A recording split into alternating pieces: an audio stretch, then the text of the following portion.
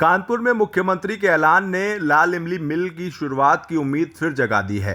2017 में नीति आयोग ने इस मिल को बंद करने का फैसला किया। क्या ये इतनी आसानी से शुरू हो सकती है? कितने मैन पावर और कैपिटल की ज़रूरत होगी? इन्हीं सवालों के साथ हम लाल इमली की बिल्डिंग पहुंचे। हमने गेट पर ही इस मिल में काम करने वाले पुराने कर्मचारियों से बात की। यहाँ एक अहम फैक्ट ये है कि मिल सीसामऊ विधानसभा क्षेत्र में आती है और इसी सीट पर उपचुनाव होना है। कानपुर की शान कही जाने वाली लाल इमली, हम इस वक्त वहीं पर खड़े हुए हैं। मुख्यमंत्री योगी आदित्यनाथ ने बड़ा ऐलान किया है कि लाल इमली को फिर से शुरू किया जाएगा। सीसामऊ विधानसभा के अंतर्गत ये लाल इमली आती है। अगर बात करी जाए तो अंग्रेजी शासनकाल में 1876 में ये लाल इमली बनकर के तैयार हुई थी। अगर इसकी बात करें तो 26 एकड़ में ये मिल बनी हुई है, जिसमें प्रतिदिन लगभग 3 पाली में 8000 से अधिक श्रमिक काम करते थे। लाल इमली में 1989 से कोई भर्ती नहीं हुई है। तत्कालीन राष्ट्रपति ज्ञानी जैली सिंह ने लाल इमली के सर्वोच्च गुणवत्ता से प्रभावित होकर इसे पुरस्कार भी दिया था। अगर बात करें तो पूर्व प्रधानमंत्री राजीव गांधी को भी लाल इमली की कश्मीरी टूश लोई भेंट की गई थी। अगर बात करें यहाँ की तो यहाँ पर अभी भी 200 से लमसम कर्मचारी काम करते हैं और उनका कहना तो यही है कि यहाँ से जो कर्मचारियों का जो वेतन है वो अभी तक दिया नहीं गया है। लेकिन अगर बात करें उनकी तो उनका कहना है अगर ये मिल चालू होती है तो एक बड़ी उपलब्धि होगी, कई लोगों को रोज़गार भी मिलेगा। लेकिन सबसे पहले जिन कर्मचारियों का वेतन जो रुका हुआ है वो उनको पहले दिया जाए। बता दें कि वेस्टर्न वूल क्लॉथ के लिए लाल इमली को स्पेन में इंटरनेशनल ग्लोबल अवार्ड भी मिला था। इससे पहले लाल इमली को 2001 में सरकार ने 211 करोड़ रुपए का बजट दिया था। 2005 में 47 करोड़ रुपए और 2011 में 338 करोड़ रुपए का बजट देकर लाल इमली मिल को सुधारने की कोशिश की गई, लेकिन इसके हालातों में सुधार ना हो सका। इसके बाद नीति आयोग ने लाल इमली मिल को 2017 में बंद करने का सुझाव दिया था। तो वहीं कर्मचारी बोले, हमारा भला करें तो सीसामऊ जिता देंगे। मिल में काम करने वाले हीरा सिंह कहते हैं, योगी जी कानपुर आए, उन्होंने घोषणा की। उनका कहना था कि कई कर्मचारियों ने तो आर्थिक तंगी के कारण जहर खा लिया, खुद पर तेल छिड़क कर आग लगा ली। कई कर्मचारियों को इसी मिल से अपने कंधों पर भैरव घाट, शमशान घाट लेकर वो खुद गए हैं। मेरा खुद का 3 महीने का वेतन आज भी बकाया है। उन्होंने कहा कि हमको लावारिस की तरह छोड़ दिया गया है। हो सकता है योगी जी कुछ कर दें। तो घोषणाएं तो बहुत होती हैं, बहुत हो रही हैं। अब घोषणाओं पर तो यकीन अभी नहीं हो रहा है, क्योंकि घोषणा क्या कर रहे हैं, क्या करके गए हैं वो नहीं मालूम। लेकिन उनको क्या ये नहीं मालूम है कि यहाँ ये इस यूनिट में अभी 200-250 लोग काम कर रहे हैं और उन 200-250 लोगों का वारिस यहाँ कोई है नहीं। ये भी शायद उनको नहीं मालूम होगा, घोषणा करके चले गए हैं, लेकिन यहाँ पे 250 आदमियों का कोई वारिस नहीं है। हम लोग लावारिस हैं। लावारिस इसलिए हैं कि आप ऊपर देखिए गेट पे, ये गवर्नमेंट ऑफ इंडिया लिखा हुआ है। हमारे यहाँ भारत सरकार का प्रतिष्ठान है ये, और पूरे हिंदुस्तान में भारत सरकार के प्रतिष्ठान में कोई यूनिट, कोई संस्था, कोई विभाग, कोई संस्था ऐसी है जो जिसकी करीब 30 महीने से गवर्नमेंट ने सैलरी रोकी हो, जिसकी 30 महीने से सैलरी रोकी हो।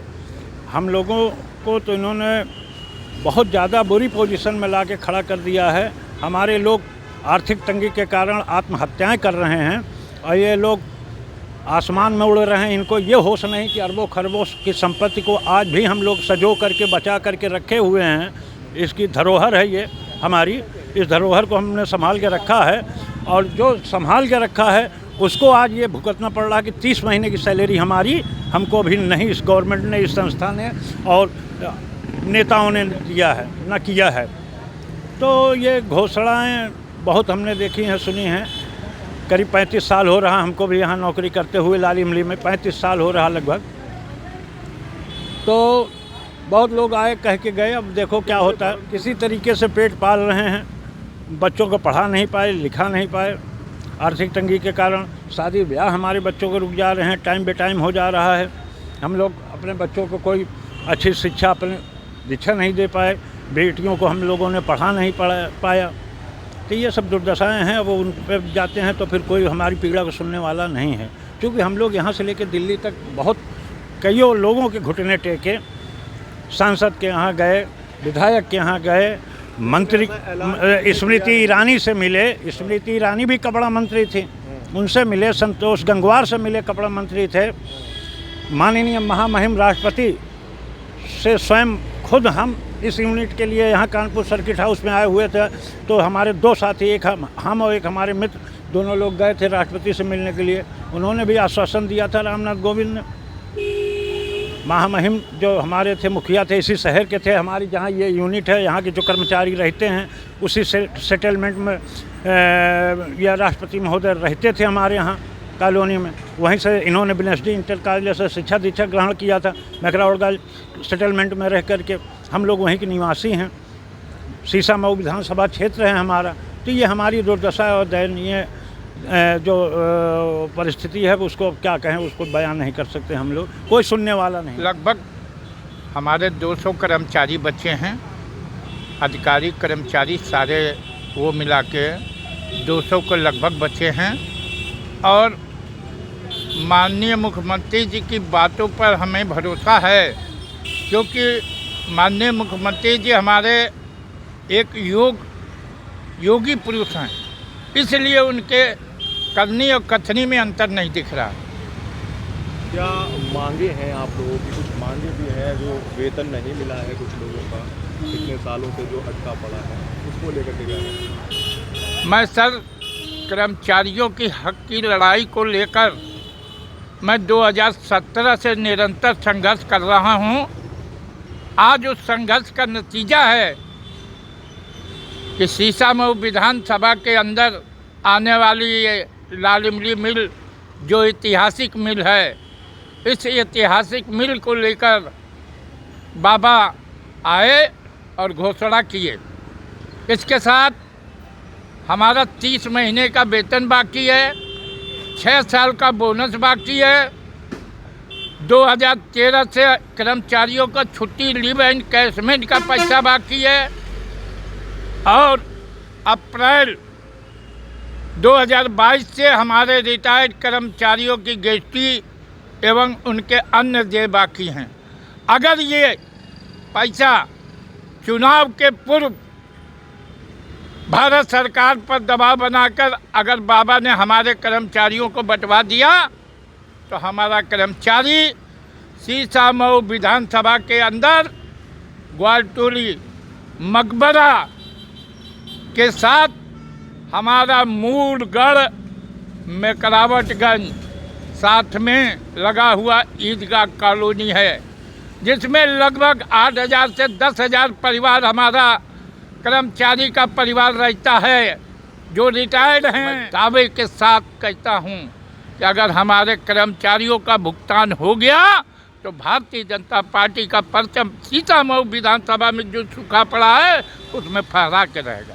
अगर देखा जाए तो अभी कौन कौन सी ऐसी मशीनें हैं जिनको चालू करके काम कराया जा सकता है? अभी हमारे फैक्ट्री के अंदर सारी मशीनें एकदम सही है, आज भी कपड़ा लगा हुआ है और थोड़े से मेंटेनेंस के अंतराल में मशीनें अपनी पूर्ण क्षमता से उत्पादन करने के लिए तैयार रखी हैं। कितना लागत लगेगी लमसम? लगभग लागत रॉ मटेरियल जो कर्मचारी वो होंगे भर्ती किए जाएंगे, उन सब का अगर खाका बनाया जाए तो बहुत ही छोटी पूंजी 3 से 400 करोड़ में ये फैक्ट्री पुनः उत्पादन के रूप में कार्य कर। उनके साथ जो यहाँ के कारीगर रिटायर हुए हैं, उनको प्रशिक्षण देने के लिए बच्चों को, कुछ पुराने कर्मचारियों को इनको रखना पड़ेगा।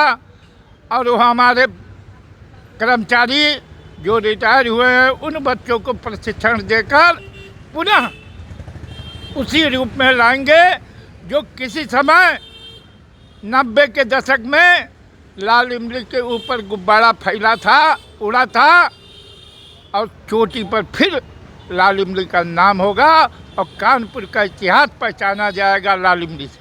लाल इमली कर्मचारी संघ के अध्यक्ष से जब हमने बात करी अजय प्रताप सिंह से, तो उन्होंने कहा कि लाल इमली की मशीनें आज भी बेहतर स्थिति में हैं, सिर्फ मरम्मत की ज़रूरत है। सरकार से 500 करोड़ रुपए के पैकेज मिल जाए तो मशीनों की मरम्मत और रॉ मटेरियल का काम हो जाएगा। हालांकि काम शुरू करने के लिए 4000 कर्मचारियों की ज़रूरत होगी।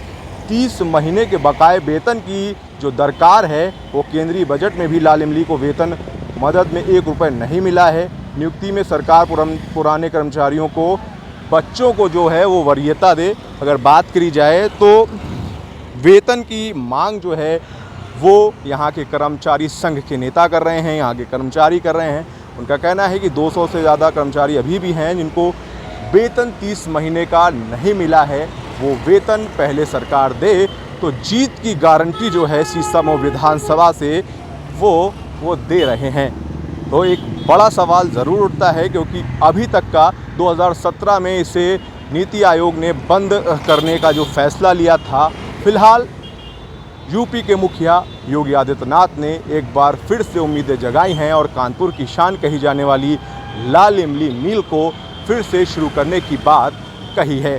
कमसन अभिषेक के साथ rule Gupta, democratic news, Kanpur. Democratic news channel को लाइक करें, शेयर करें, सब्सक्राइब करें और बेल आइकन दबाएं। जुड़े हमारे न्यू कॉन्सेप्ट पॉकेट मनी के साथ और कमाएं अपनी पॉकेट मनी। जल्दी उठाएं अपना मोबाइल और अपना CV हमें मेल करें info@democraticnews@gmail.com पर।